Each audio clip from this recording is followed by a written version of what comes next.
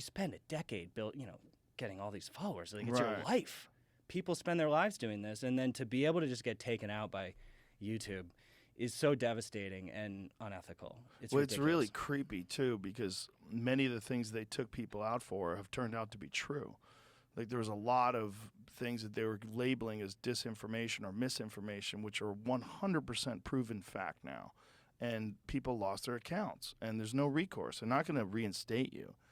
And that was a problem also with Twitter, that for the longest time, if you said anything that was contrary to whatever the narrative was, whether the government was pushing it or the CDC was pushing it, like anything contrary to that narrative, you would get fucked.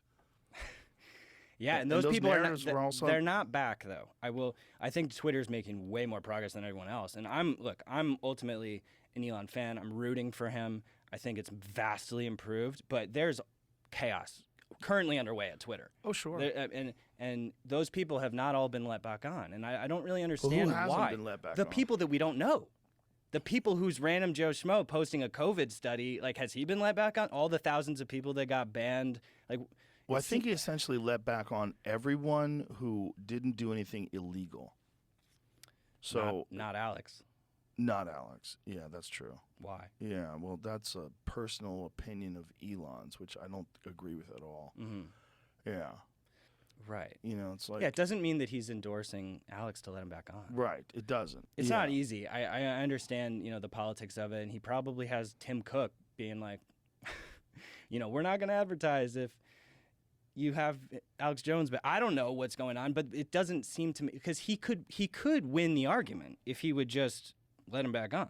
Right. And did you see this crazy clip of Elon and the BBC guy? I did. I posted it today on Twitter. You did? It was amazing. Amazing.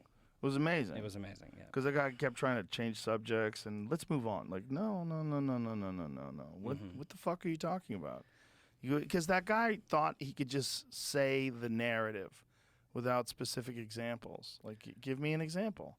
And the guy had no examples. That's most people who are concerned about this. Well, there's like a lot of people that I know that are famous that like publicly announced they were leaving Twitter. And, one of them I really love. And I was like, why are you doing that? I didn't even say anything to her, but I'm like, why are you doing this? Mm-hmm. This is so dumb. Like, you're just doing this because this is the thing that everyone feels like they're supposed to do. Are there people that are going to say things like what I showed you earlier today, which is hilarious, and someone posted to Kamala Harris after she said something about the assault ban? That shit's important. It's important to have people mock people. Mm-hmm. Like, I'm sorry if it hurts someone's feelings, but that shit's important. Yeah, and I think the way that Elon handled that was great, because obviously you need a specific example to back up an argument. However, yes. I sort of think the whole premise of the conversation is wrong. This idea, this war that Twitter is at with all the think tanks, and I think it was the Institute for Strategic Discourse that had actually compiled the information that the BBC guy was talking about. And there is information there. There is data showing, hate speech, XYZ has increased. However, this is the wrong conversation. It's not... The existence or even rise of hate in the presence of that content on an app is not... You're not just trying to ban hate. Banning hate does not stop hate. And this is what the peer-reviewed research shows. So trying to bully Elon and Twitter for... Look, even if there was a bump of hate speech since it became a little bit more free, I mean, it seems like...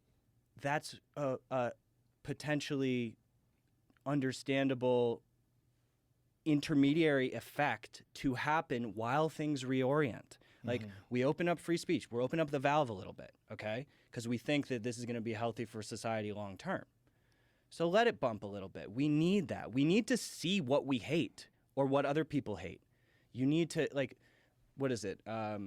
Free speech lets us know who the idiots are. Like, you need to identify them. Yes. Yeah. And that's you literally have a debate platform, which is what Twitter essentially is.